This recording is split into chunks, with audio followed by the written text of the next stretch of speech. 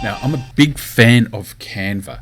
It's been working very well for us to enable us to quickly create images for content, for covers, for headers, email headers, social media posts, etc. I'm actually going to show you how we go about doing that to create a header for some of our social media real estate. Okay. What you'll see here is our Canva canvas, if you like, or a dashboard. And what you're seeing is actually the paid version. So this costs about $100 a year, so it's not expensive. And it allows you to do a few extra things that the free version won't do. And one of them is to magic resize. And I just absolutely love this functionality, and it's just great. Now, I'm going to quickly show you how we're going to create a cover. I need to create a new YouTube channel art, so I'll just click on the YouTube channel art icon there, and that creates suddenly the right layout and size for us for YouTube. Let's have a look at some backgrounds. Now I like a little bit of background. Well, let's do something a little bit textured here. Okay, I like that one, except it's very pale, but let's put a bit of color behind it. It's not bad. It sort of suits our logo and branding. Now if I go through and to our uploads area, you can see where we've got images that we've loaded previously. Let's grab our logo and drop it on. Let's get it sort of centered. You'll see if you slowly move it around, it'll create a line across there that'll show you that it's in center. Now we want to put a bit of text there. I'll just grab some standard body text over here, and I'll just put our tagline in there, which is marketing and sales communications, which is really what we do. 16 points, probably a bit small. I might up that to about 18 point.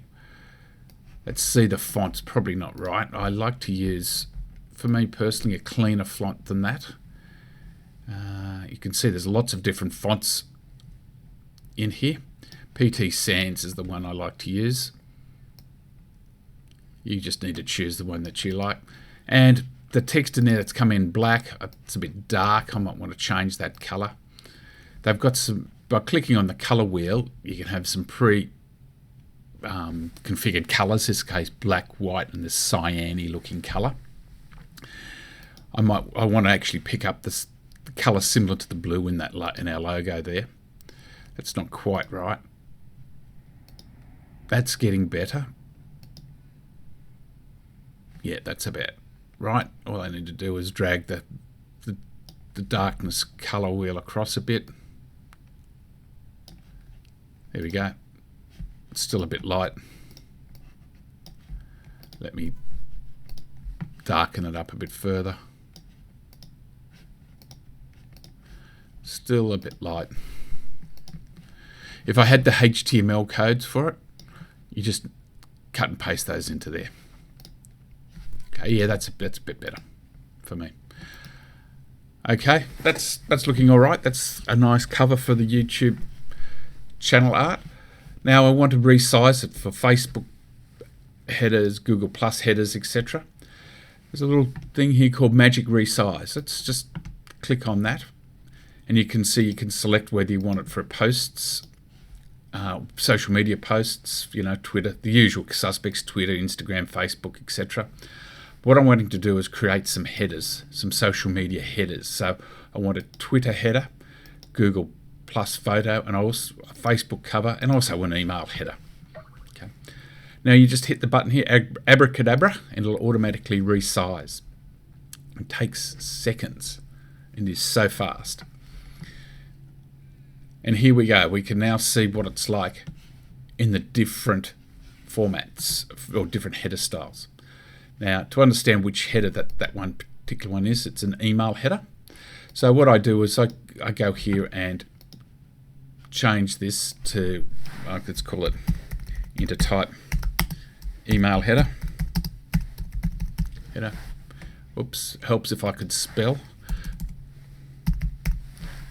And click done. It's changed the file name. I'll download that. I always just download it as a for web, which is just the smallest file. You can do a PNG or JPEG or PDF if you like. But because they're social media headers, I just want to keep it as small a file as possible, which is the JPEG. Okay, that design has now been downloaded. It's in my download bucket, so I can actually close that off now. And I can go ahead and do the same for the rest of them. So this one's the Facebook header. I'll just quickly do this.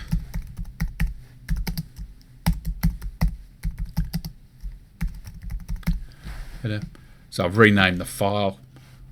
I now just download it, save it as a JPEG for the web, and away it goes. Now I'm not going to go ahead and show you all the rest of it because it's pretty much how that all works. Okay. Now if I go into, because I'm on a Mac, PCs are probably a bit different, I can go in and have a look at my images that I've downloaded. Here we go, I've got 3 of them there. I might just open them up with preview, and now we can see how they all look. Magically resized, all done for you, ready to go to upload into your social media channels. It is as fast as and as easy as that. So Canva, big fan of it. Go and look into it.